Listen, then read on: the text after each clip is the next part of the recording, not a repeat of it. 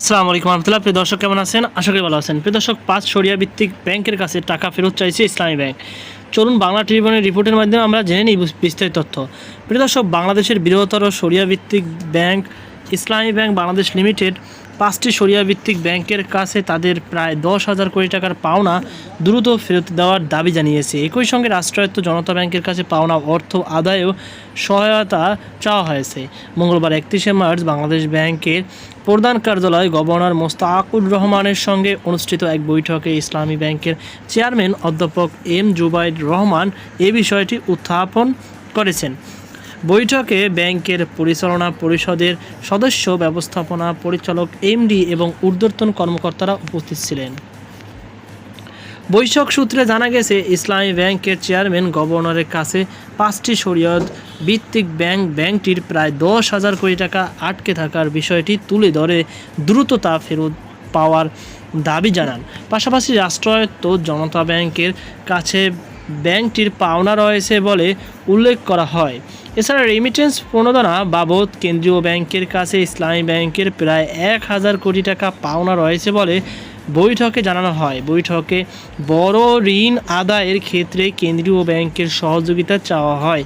একই সঙ্গে বিশেষ শর্তে প্রভিশনিংয়ে ছাড় দেওয়ার অনুরোধ জানানো হয়। বড় শিল্পগোষ্ঠীর সঙ্গে কীভাবে ব্যবসায়িক সম্পর্ক অব্যাহত রাখা যায় সে বিষয়ে গভর্নরের কাছে পরামর্শ চায় ইসলামী ব্যাংক। গভর্নর মোস্তাকুর রহমান এসব বিষয় গুরুত্বপূর্ণ সহজ বিবেচনায় আশ্বাস দিয়ে বলেন, বিষয়গুলো পর্যালোচনা করে দ্রুত প্রয়োজনীয় সিদ্ধান্ত জানানো হবে।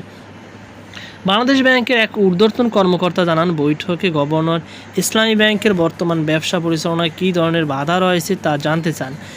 এ বিষয়ে সংশ্লিষ্ট বিভাগগুলোকে পর্যালোচনা করে করণীয় নির্ধারণের নির্দেশ দেওয়া হয়েছে। এর আগে গত 17ই ফেব্রুয়ারি ইসলামী ব্যাংকের পরিচালনা পরিষদের সদস্য মোহাম্মদ আব্দুল জলিলকে অপসারণ করে তার স্থলে হিসাববিদ এস.এম. আব্দুল হামিদকে নিয়োগ দেয় বাংলাদেশ ব্যাংক। উল্লেখ্য, 2017 সাল থেকে 24 সালের আগস্টে আওয়ামী লীগ সরকারের পতনের আগ পর্যন্ত ইসলামী ব্যাংক এস আলম গ্রুপের নিয়ন্ত্রণে ছিল। এ সময় ব্যাংকটি থেকে নামে বেনামে প্রায় 1,20,000 কোটি টাকা উত্তোলনের অভিযোগ রয়েছে। পাশাপাশি নিয়ম বহির্ভূত প্রায় 10,000 কর্মকর্তা নিয়োগ দেওয়া হয়, যা ব্যাংকটিকে বড় ধরনের সংকটে ফেলে।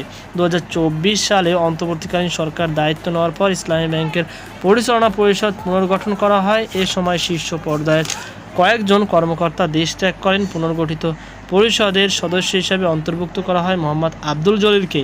এটা ছিল ইসলামী ব্যাংকের পরিচালনা পরিষদের সঙ্গে গভর্নর মোস্তাকুর রহমানের দ্বিতীয় বৈঠক।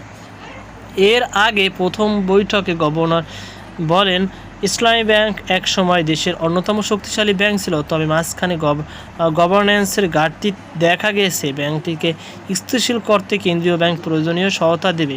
এদিকে দুদক পাঠানো বাংলাদেশ ব্যাংকের এক প্রতিবেদনে বলা হয়েছে, প্রত্যক্ষ পরোক্ষভাবে শেয়ার মালিকানাধীন মাধ্যমে নিয়ন্ত্রণে থাকা 8টি ব্যাংকের মধ্যে 4টি ব্যাংক থেকে এস আলম গ্রুপ প্রায় 1,90,000 কোটি টাকার ঋণ নিয়েছে।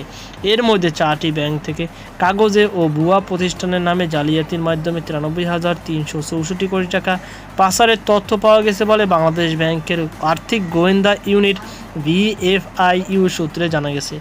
এর মধ্যে ইসলামী ব্যাংক থেকেই নেওয়া হয়েছে প্রায় 1,05,483 কোটি টাকা।